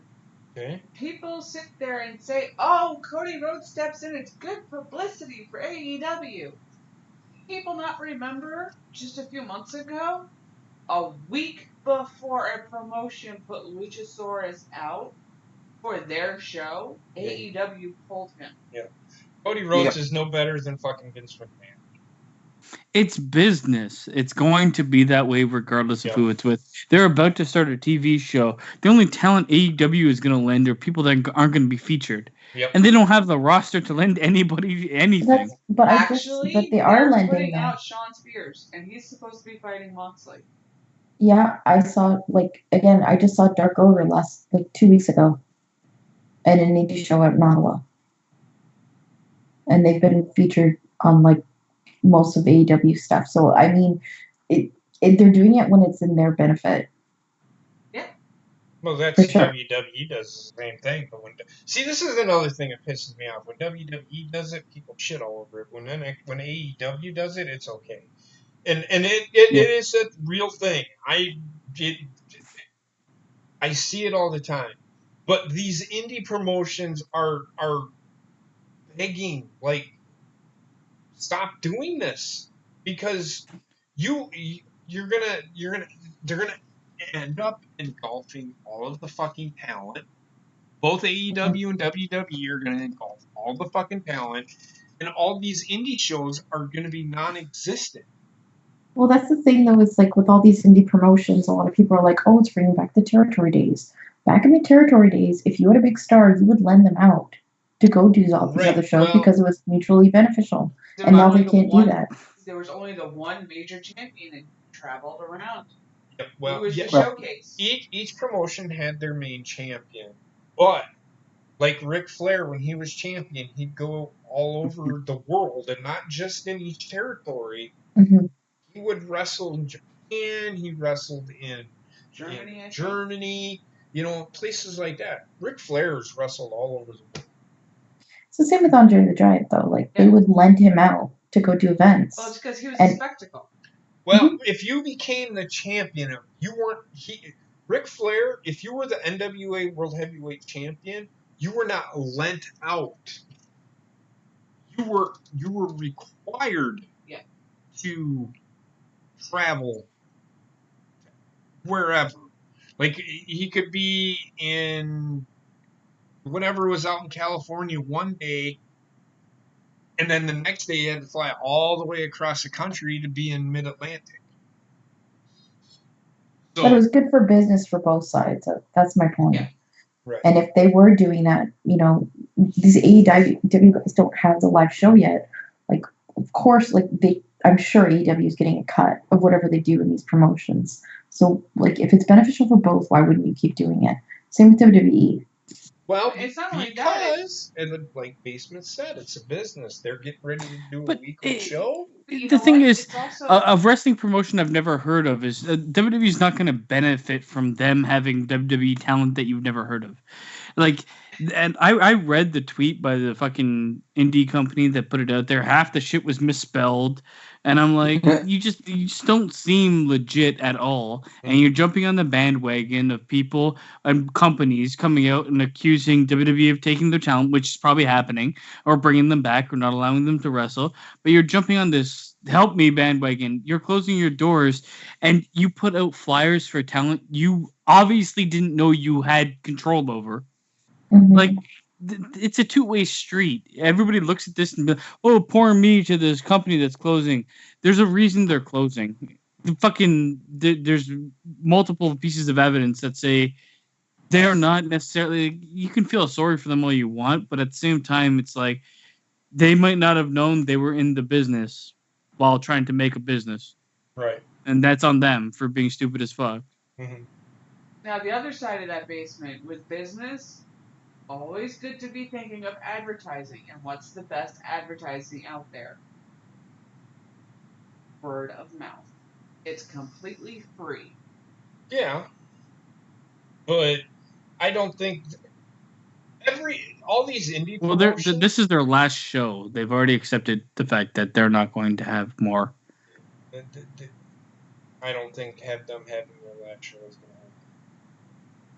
No, I mean, I don't see what the benefit is going to be to advertising word of mouth for something that's not going to exist once word of mouth spawns. It will, because it'll be, oh my gosh, did you hear AEW let so and so go do that final show? Oh, for AEW, it's a marketing goldmine. For the company itself, not so much. No, and that's what I'm saying. For AEW or WWE. Mm-hmm. People that are there, they'll go and tell their friends, this guy was here. But even if WWE did it, I don't think.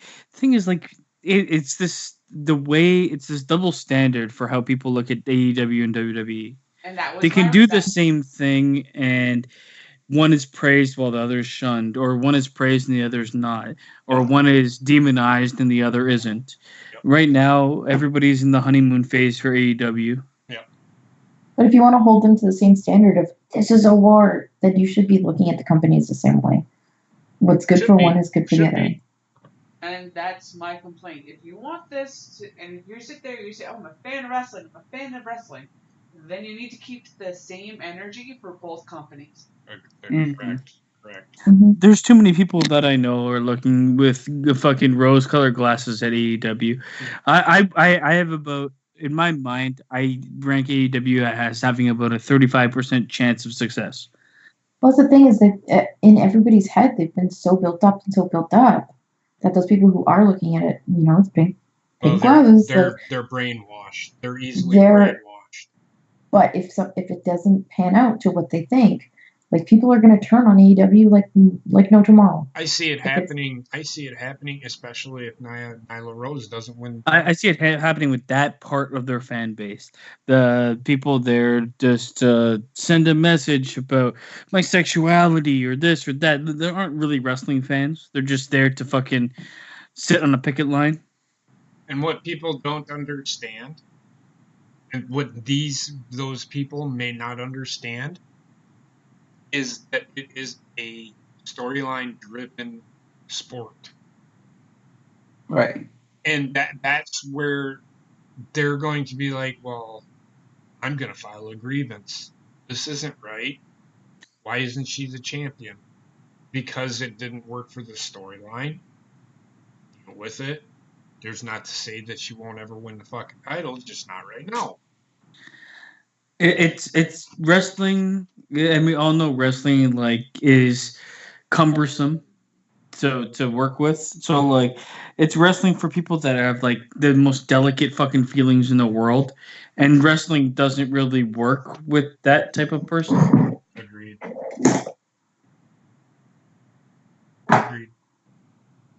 So I know they're thinking that they're progressive, but that is a dangerous word to label yourself as, because it doesn't actually mean what it says.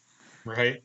Especially since there's still so many people out there that just don't agree with Nyla Rose's lifestyle choice. She actually did come out and apologized for what she did and said, but it doesn't excuse what she said at all. What did she say? I don't. Actually, I think I DM'd it to myself to read it off. He's slipping into his own DMs.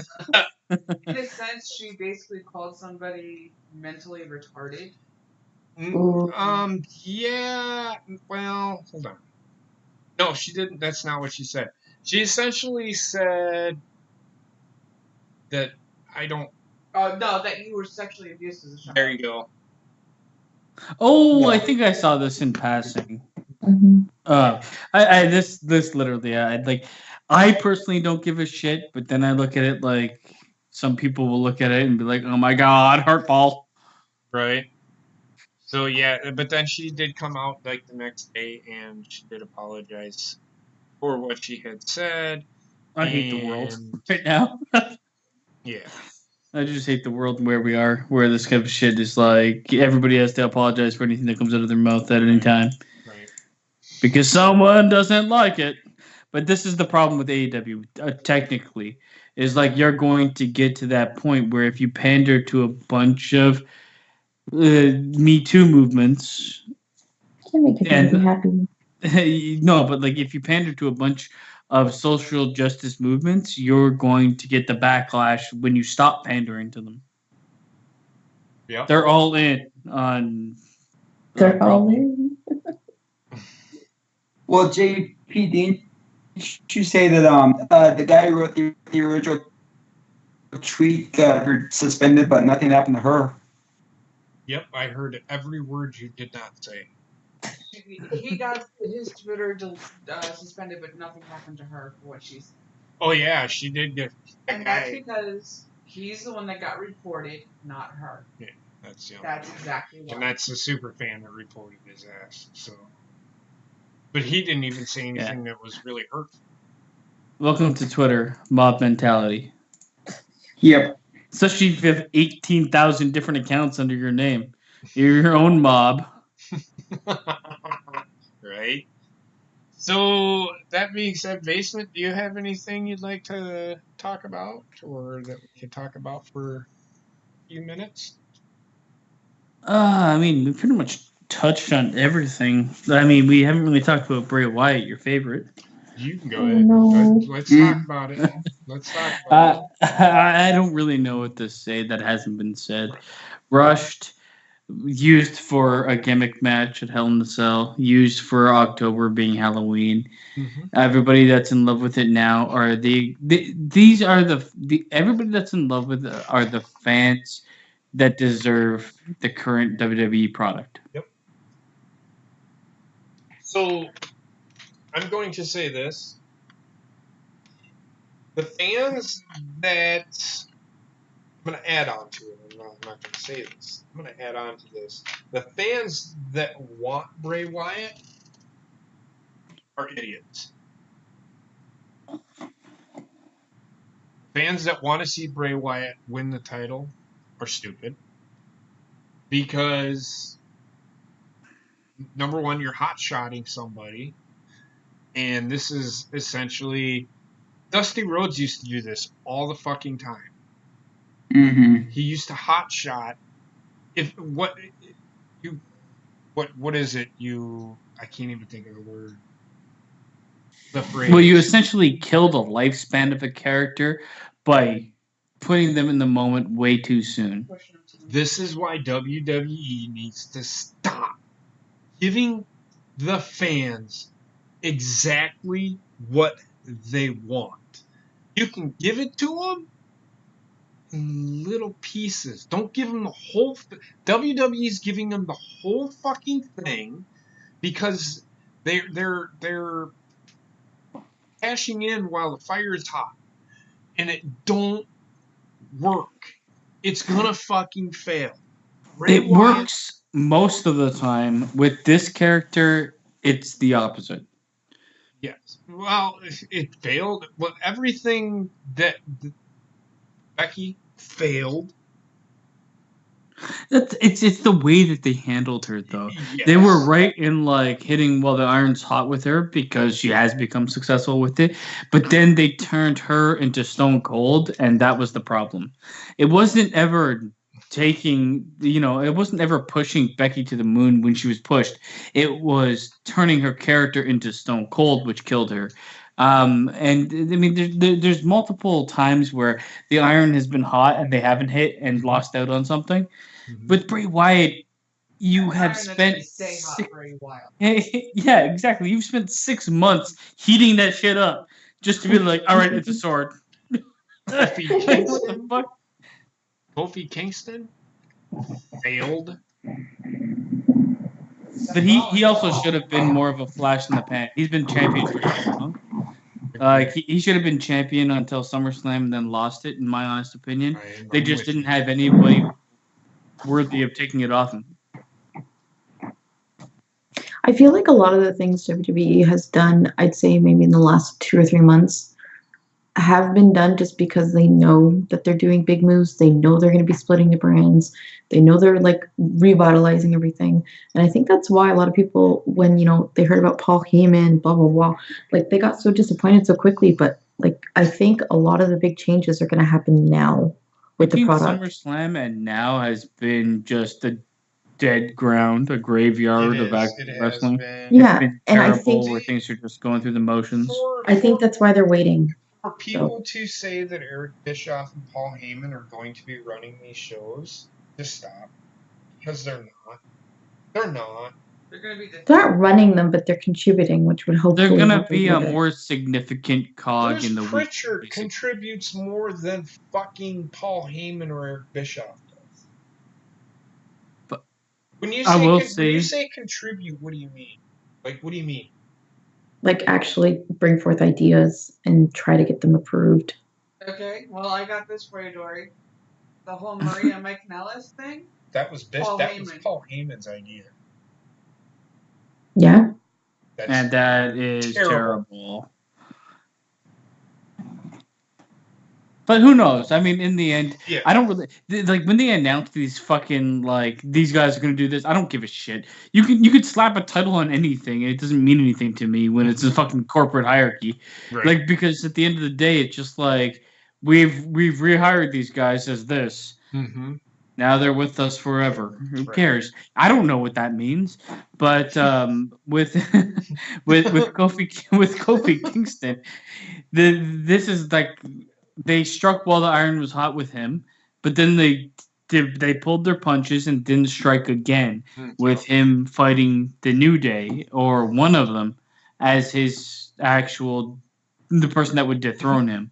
Right. And they never did it. And they played safe. And this is like you went halfway. You threw half a punch and then was like, no, I think I'm good now. Right. I look. I want these. I want, for as much as I hate fucking Bray Wyatt, because the reason that I shit on the Bray Wyatt thing is because I know what he's going to become. He's just going to become the normal fucking Bray Wyatt. You shit on Bray Wyatt because you know what WWE's track record is. Yes. I want him to succeed, but it's not. It's not going to. They're moving too fast. They're moving and they do this with everything. They're moving too fast, too quick, and just because they're debuting a new show on a different or the same show on a different fucking channel doesn't mean that you hotshot somebody just to fucking please the network heads. To please the fucking fans, because ultimately it's the fans are going to be the ones that are going to be disappointed. Those fans that want this are going to shit on it at the very first sight. That he wins the title, I guarantee it, in a month, 2 weeks, they're going to shit on Bray Wyatt. JP, look at how Bray Wyatt has been treated up to this point. Okay, so he ended up having a fight against Finn Balor. It was supposed to be during October, fucking Bray Wyatt versus the fucking Demon. Mm-hmm. It didn't work out because of the mumps, but that was definitely, or whatever the fuck happened to them. But it was definitely a storyline built around October. You know they do this. Yes. So you know they are doing this. And then you have Bray Wyatt versus Randy Orton in his fucking creepy mansion or whatever the fuck it was called. Oh, that was awful. And that was terrible, but it was the cash in on the idea that fucking Matt Hardy did it. Right. They have used Bray Wyatt time and time again to cash in on something that's been topical some other way.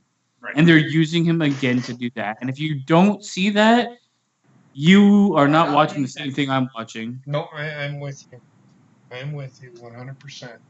It's good for and we talked about this last week. WWE's good for moments. And they call that moment a storyline.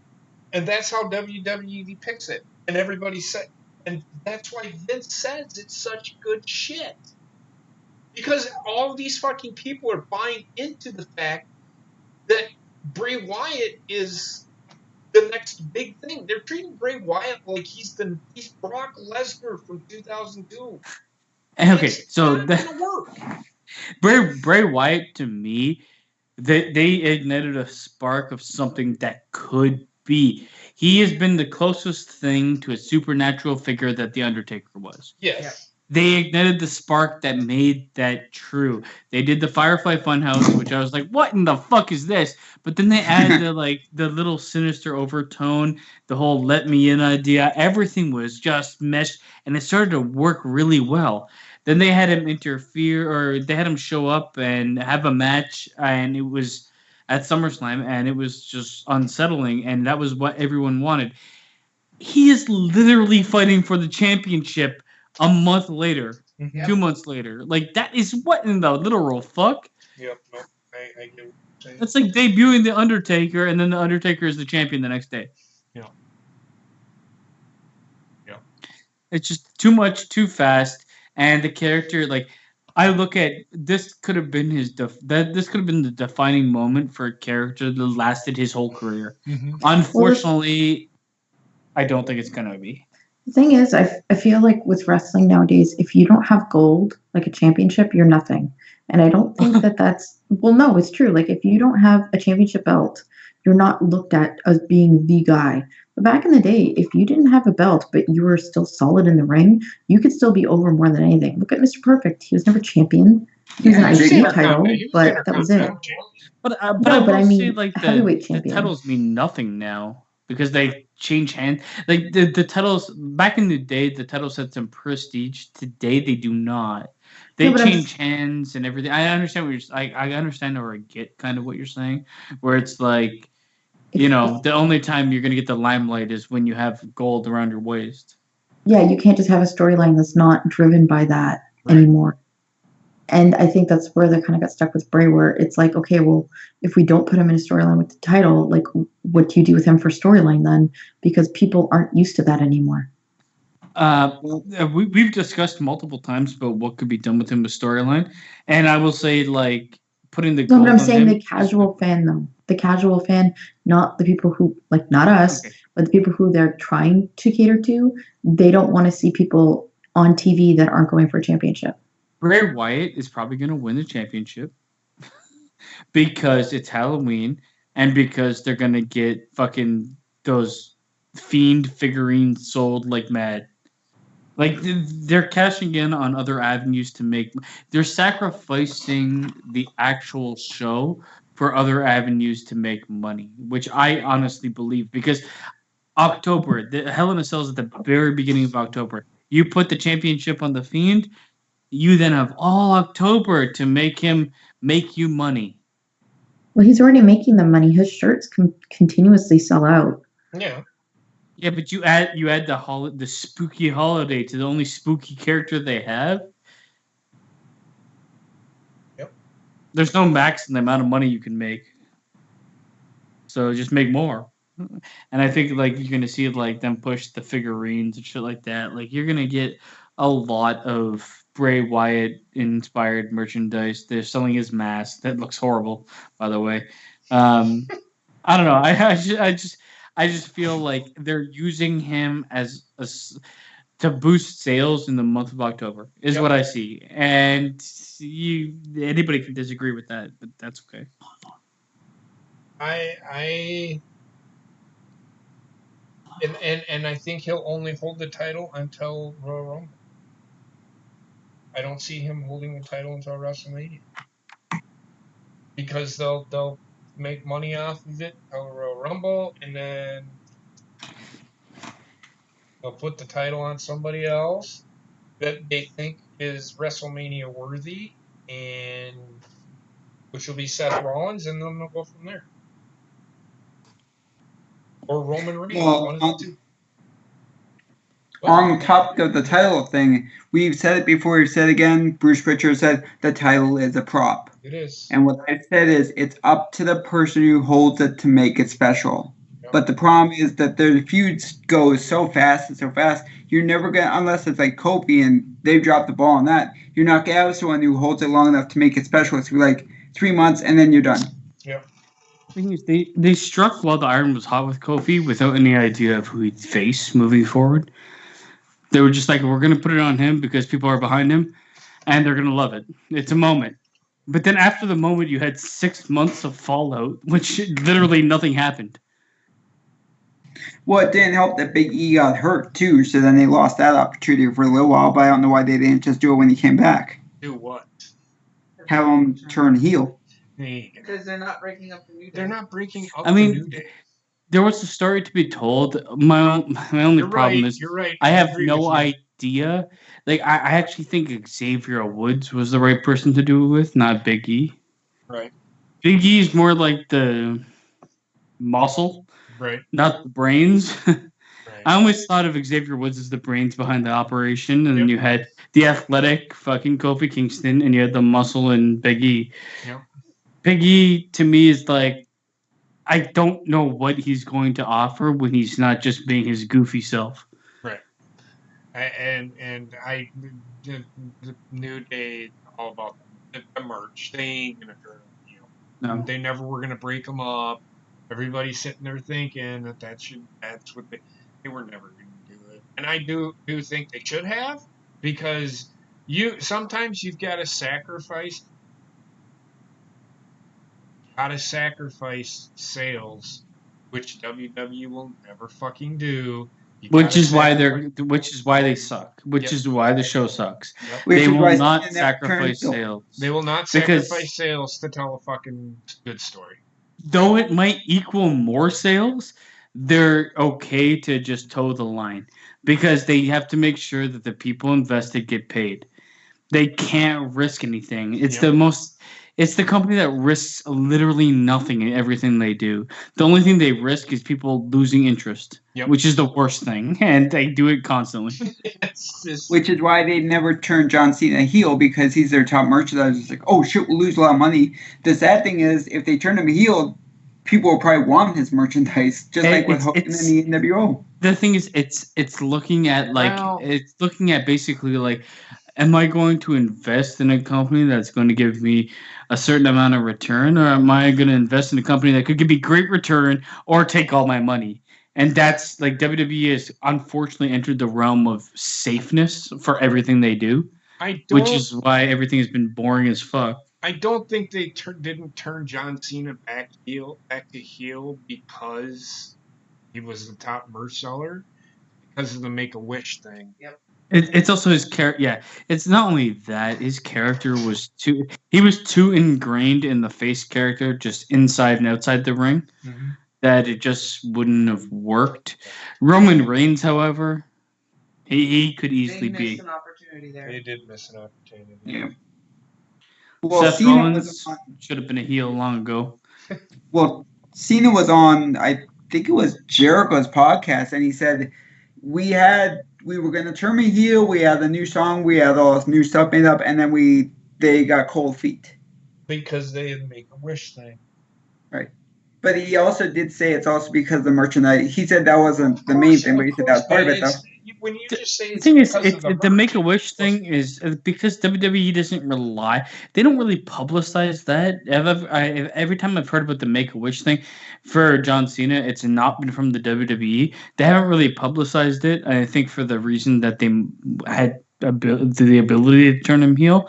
That's more a personal thing than it is the business side. So I don't think that was the determining factor.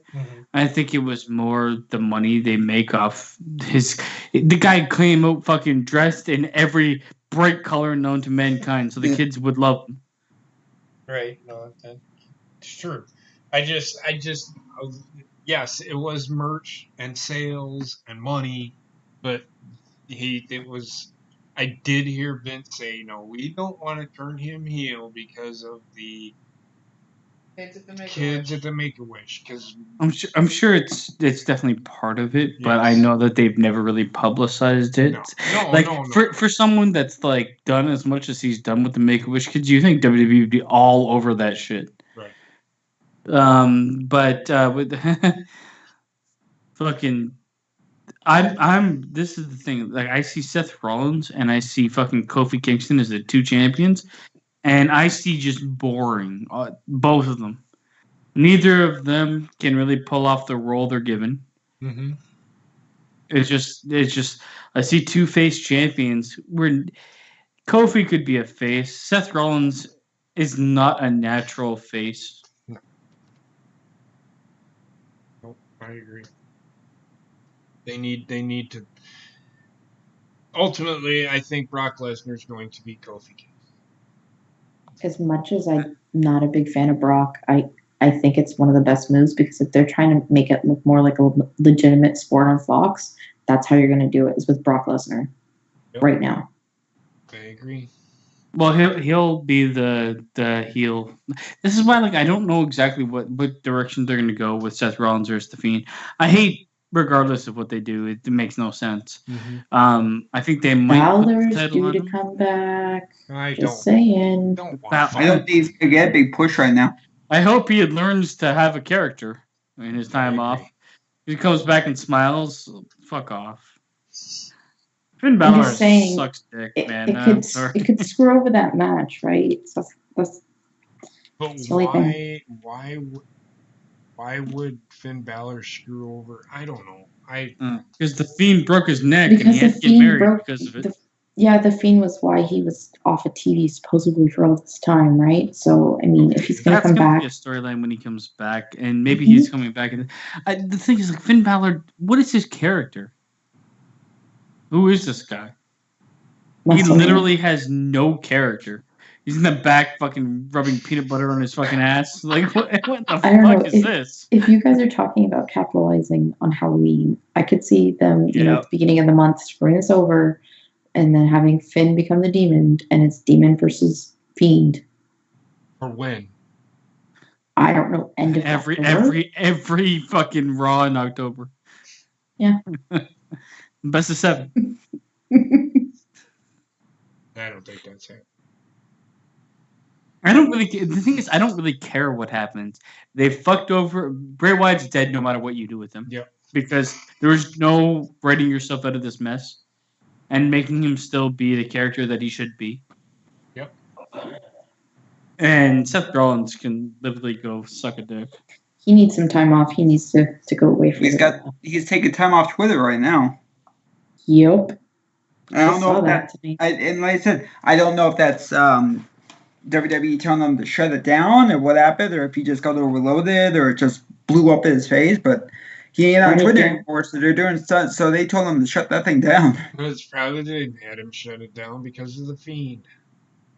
Gorilla, like, I'm telling you right now, Seth Rollins is fucking Zeus. There's literally nobody that can hurt this guy. Jeebus. He gets the fucking Black Plague. He'll be back to work the next day. Fucking guy is unstoppable force. You can't wrap bandages around like a whole body for the Black Plague, though. Yeah. Oh, yeah. Anything that hurts his ribs, oh, you've done it. Man. Activates his powers. I know. He's the second coming of Hulkamania, except he doesn't even Hulk up. He just starts Hulk. He stomps. He's so he angry. Gets his ribs kicked in. He gets his ribs kicked in and he finds a phone booth. And then he takes his dick and sucks it. Well, that's how he gets in trouble in the first place, so. Seth Rollins is an unstoppable force. That's all I'm saying. He got hacked. Alright, that being said, anybody else got anything they'd like to talk about? No.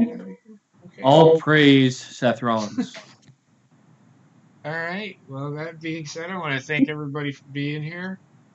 It's a good discussion. Got out all the big stuff out of the way, and then we had a nice little discussion. Yeah, what about Chris Benoit? I mean... Oh, you want to talk about that? Yeah, we can. Oh, his son? No. Not even about Chris Benoit's son. I don't give a shit about Chris Benoit's son. I don't care. We talked about that last week. Oh, okay. I thought maybe he did something new. Did we talk about that last week? Yeah, we did a little bit, yeah. But this is something different.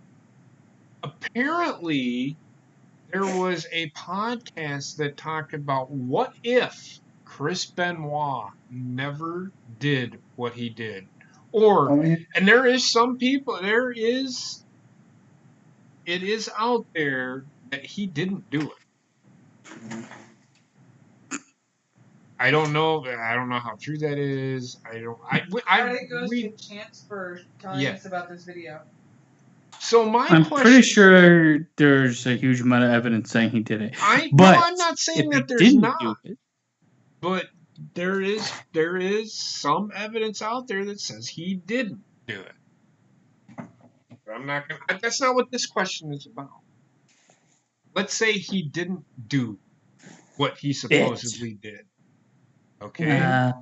What do you think Chris Benoit would have been? How the company would be right now? There you go. What if? Hall of Famer. He'd be retired. He'd probably be a trainer backstage. Maybe he'd work at the Performance Center. I can see him as a trainer, yeah. I can't picture it changing too much of what WWE ended up being. Like I feel like the son would be like super hyped. But like it's like Rey Mysterio Jr. Whatever his name is, Damien Mysterio, whatever the fuck, I don't know. I think he probably would have been a really good trainer at NXT, he would have been able to like pass on a lot of knowledge, which I think would have been really valuable to his I next think generation. anybody who isn't Actually, you know what? I got a different take. I think he would have quit WWE and started going on the road selling Bowflexes. Oh my. Well, he was supposed to, I guess, Nancy's sister said he was going to start his own wrestling school. He had shirts made up and he was taking like stuff, and I guess I could see him doing that. She said this on the Jerk chart. He didn't think he was going to last much longer, so he was trying to do this before he passed away. What is the Jerk chart? It sounds like a record of my masturbation. Jericho podcast. Oh, I don't Yeah, know. But I think he probably would have sold Bowflexes. That too. But I think he would have probably because when Maybe he he would've- lost the title and then like a couple months later he ended up dying, right? And all this stuff ended up happening.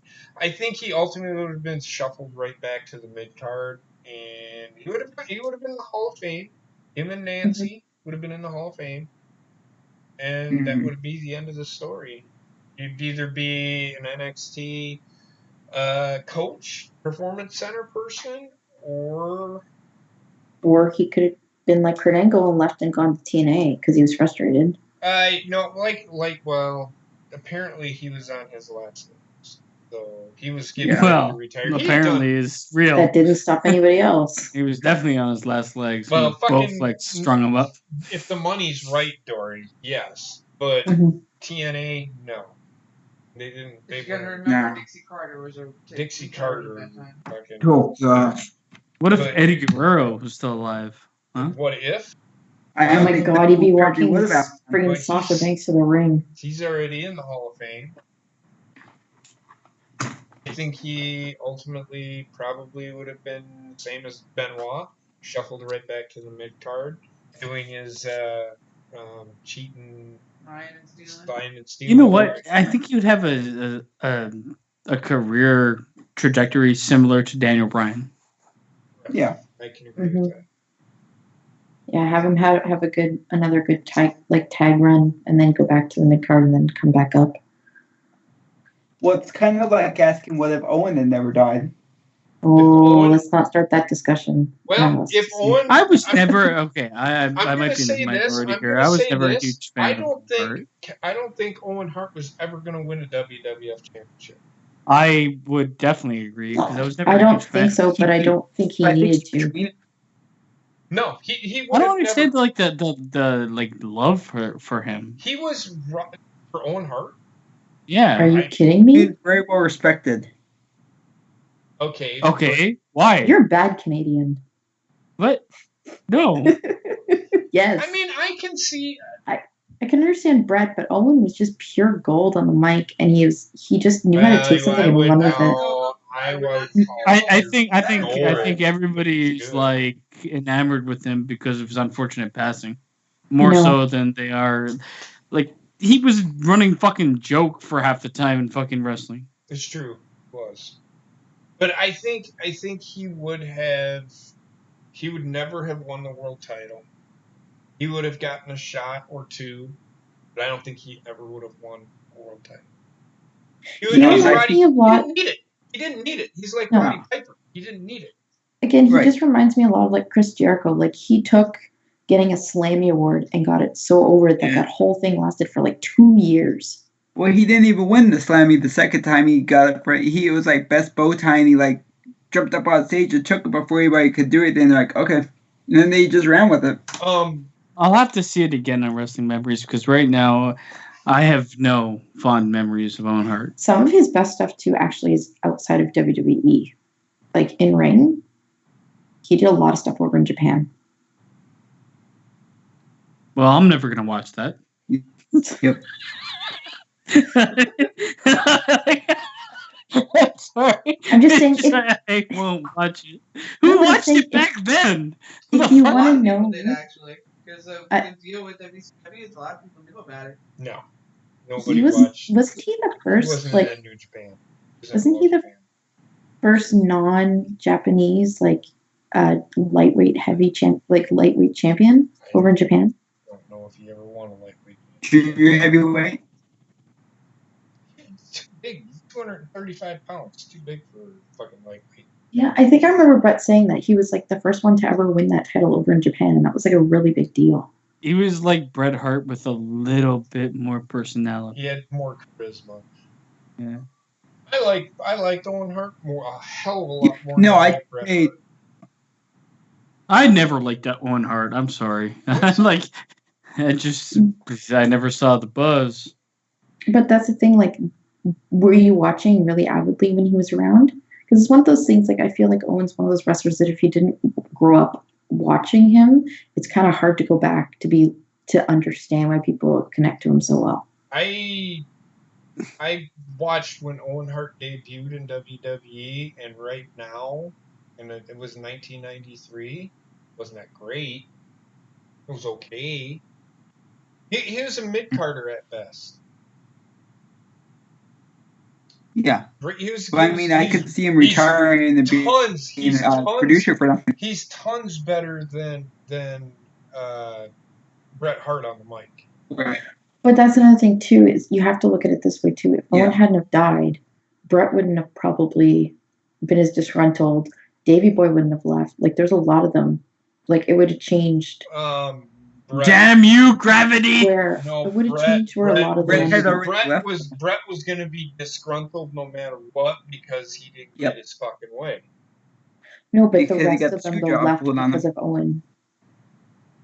Oh no! I think ultimately him and fucking Vince.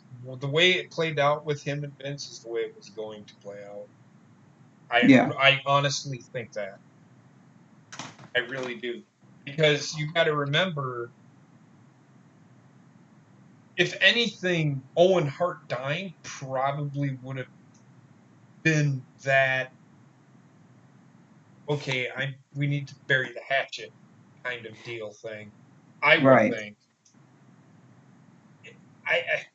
I think it would have played out the way it played out. At the time too, right before he died, Bret Hart was in talks to try to get Owen over to WCW, but Owen refused to leave because he's actually very loyal to Vince. No, he loved being in WWE. Yeah. Mm-hmm. So I'm wondering if Owen would have tried to get Bret back. I honestly don't think Bret Hart ever went back to WWE. I think it was more because of money. No, it had to do with the screw job. It had to do with the Montreal screw job. That's the fucking kind of ego Bret Hart had. That everybody talked about. Bruce Pritchard talked about it.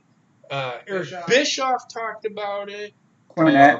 Vince talks about it. Shawn Michaels talks about it. I mean, a lot of evidence is pointing that Bret Hart was an egotistical piece of shit. Yep. And I know how you guys feel about Bret Hart. I get it. I'm not shitting on Bret Hart. I think he was a great in-ring performer. But as a company man, that he was not. It was all about him. He thought he was the greatest thing ever to wrestling. That was Bret Hart. And that's the issue I have with Bret Hart. Because he comes off as an arrogant asshole. Right.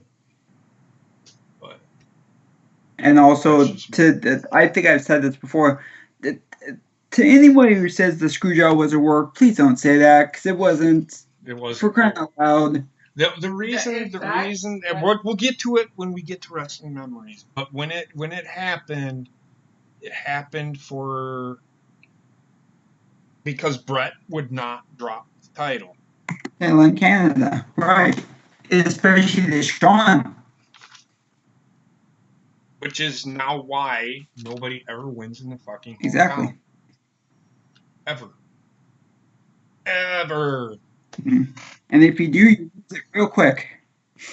Hurry it up. Oh, I thought you said I was going to say something real quick. Anybody else got anything? I said, oh, good. Not a fan of Owen Hart. I understand. I can respect that. Benoit's Bowflex would have been huge. No, I like Owen Hart. Basement can shut the fuck up. But well, never. If I had to I choose did between, like Owen Hart. I think he was the best Hart of them all. I just Yeah. I don't think he was ever going to win a world title. No. Sorry. Just him and I don't Owen think he Wilson needed it, are though. fucking the same motherfucker. Why does every Yeah. Owen have to look like they just rolled out of a haystack for hair? I agree. When I saw when he was in the Haunting movie, my friend Ken and I were like, he looks like Owen Hart. Owens, all those Owens out there. Nobody gives a fuck about the house on Haunted Hill. That being said, everybody have a great night. I hope you enjoyed the conversation. Tori, I love you. I'm not shitting on you just because you're Canadian, but I'm I an just asshole, man. I know you're It's a okay. big. I know you're a big Basement's Bret shitting Hart on me because I'm Canadian. No, I'm not. I'm shitting on you because Owen Hart, it wasn't all he's made up to be. Is all I'm saying. All right. So that being said, everybody have a great night, and we will talk to you Monday for Monday Night Raw, unless the Brewers are on. Jerk off to Owen Hart. You guys have a great night, and we will talk to you later. Jesus. Fuck me! Go buy Benoit's Bowflex. Shut up. No, Basement should get a